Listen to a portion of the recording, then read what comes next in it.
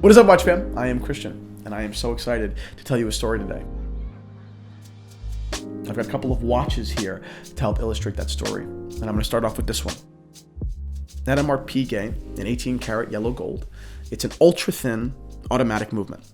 This watch represents the traditional idea of quality watchmaking. This watch is luxury from day one until 1969. What happened in 1969?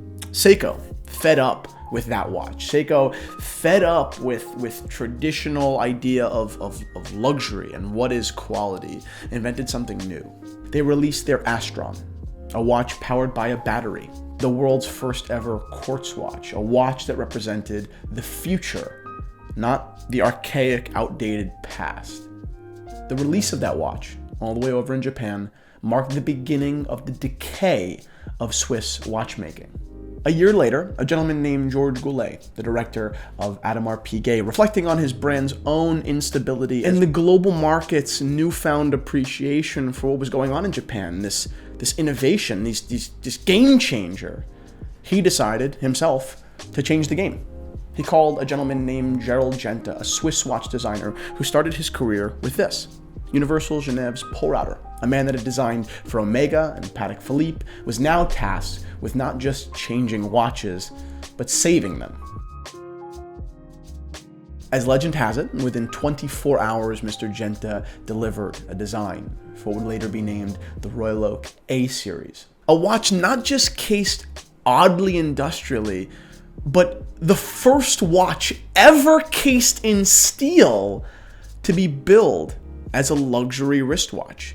It's bold, it's unmistakable, it's ultra thin, it's younger than we're used to, it's more aggressive. And the entire watch, love it or hate it, is hand finished with these bizarrely beautiful bevels with brush marks. Audemars Piguet's target clientele changed from the depleting old world to a newer, younger, more excited, more provocative audience.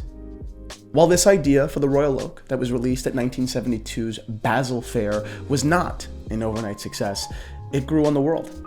It wasn't that long after this release that Audemars Piguet's line began to revolve around the Royal Oak, that the world, for the first time, appreciated a steel sports watch as an icon, as a piece of luxury, as an aspirational piece. It was Gerald Genta and Georges Goulet that changed the entire definition of luxury in the watch world.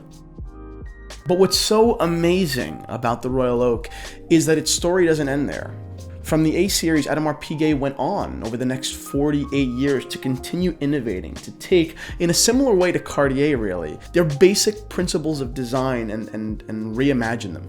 Like here, with a reference 14790. It looks awfully similar to the original A series. It's 3 millimeters smaller in diameter, it's a little thicker, and its overall feeling is more modern. And then you have this, something totally different and yet still so reminiscent of the original. This watch is actually 33 millimeters, which is a full 7 millimeters smaller than the original Royal Oak, and yet still, because of its thinness, the proportions are totally correct. Whoop! I just want to interrupt for a couple of seconds, guys, and remind you about February 8th Theo and Harris giveaway. We are picking a lucky subscriber and giving away our first watch. We're going to be doing this every month with multiple watches and items. I can't wait. I hope to give away at least 3 really awesome, not BS, awesome gifts to our subscribers every month. So go ahead and subscribe to our channel to enter. All subscribers, not just new or old, all subscribers will be entered. And now let's go back to Audemars Piguet. And then you've got this, a complicated version of the Royal Oak. Dial-in movement that tells not just the time, but a date, a dual time, and a power reserve. And if that isn't weird enough for you, we have another one. Another reference, 14790, but this one cased in tantalum, which is this ultra-heavy, non-corrosive metal that I think pairs beautifully with its rose gold accents. What's my point? My point is twofold. One, by saying Audemars Piguet is only the Royal Oak completely diminishes the complexity and the diversity within the Royal Oak line. AP has been able to reimagine this watch so many times, and yes, some have been failures, but so many brilliant successes have been had as well. And second, even if they didn't, even if AP released the A series again and again and again and never ever innovated for the rest of history, isn't that enough? They saved the watch industry. They created one masterpiece. How many do we need? I'm so lucky to be able to sit here with 1, 2, 3, 4 different, unique, interesting variations of this remarkable watch. It wasn't too long ago that sitting here with these watches, especially calling them mine, would have been nothing but a dream. And the fact that I am able to offer them right now in the watch shop at theoandharris.com is an honor.